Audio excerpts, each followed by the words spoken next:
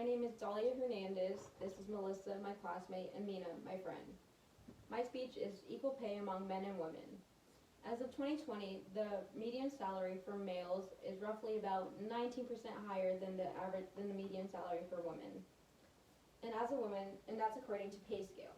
As a woman, of course, I would love to receive the same pay as a male coworker if we worked the same occupation. As for men, wouldn't you want your daughter or possible future daughter to receive the equal pay for equal work? I have thoroughly researched the topic, and I am here to persuade you that the wage gap between genders has always been an issue as society continues to differentiate men and women. However, new updated policy changes can help resolve this issue within society. The gender pay gap is a serious international problem. However, I would like to focus on the severity of the problem within the United States. The gender economic inequality varies by the size of the area one even lives in. For example, metropolitan areas with high concentrations of employment and higher paying occupations also tend to have a greater economic inequality between men and women. So large areas, especially in the Northeast and on the West Coast, typically have higher 90 to 10 ratios, meaning that there's a greater disparity between the highest and lowest paid workers. Highest paid being represented by mostly white males, and lowest paid workers by women, and especially women of color. Not only does gender affect the pay gap, but so does a woman's race, and even 10 times worse. Statistics show that women who are minorities face discrimination on top of gender bias. For example, African American women earn only 62 cents for every dollar a white male earns. And even worse, a Hispanic woman earns 53 cents of that every dollar a white male earns, according to Equal Pay for Equal Work. Now that I've introduced you to a few out of the many problems within the gender pay gap issue, let's talk about the reasons why there even is a wage gap between men and women. The main cause for the wage gap between genders is because society differentiates men and women. As far back as we can remember, men are often superior to women.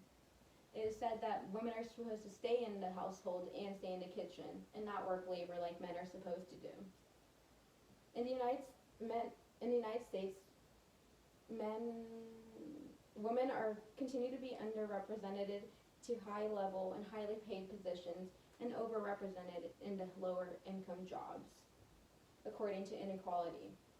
Men make up an overwhelming majority of the top earners across the United States economy, while even though women make up almost half of the country's workforce. With this stereotypical thought that men are superior to women, workplaces even bring that into work. They indicate that men are better workers. Just more than half of the gender pay inequality can be explained in the industries and occupations where men and women work. It amounts to a combined estimate of about $404 billion.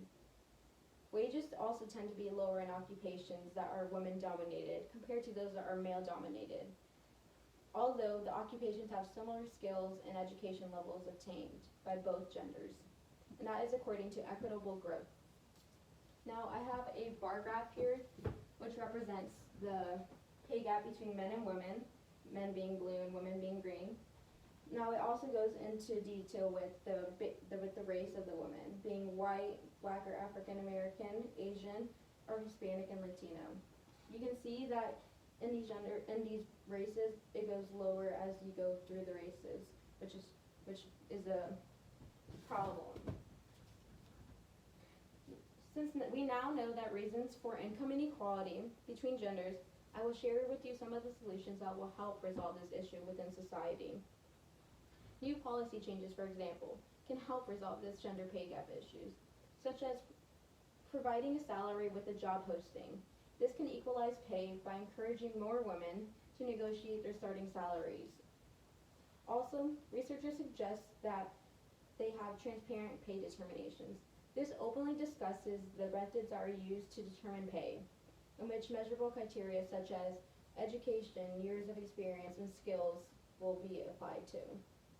Over half a century ago, pay discrimination became illegal in the United States.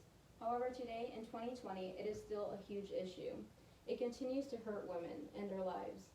Now that I have educated you on the gap between genders, which has always been an issue, as society continues to differentiate men and women, and about the policy changes which can help resolve this issue, I hope you acknowledge the severity of the problem and take action to create a change for the women of today and the women of the future.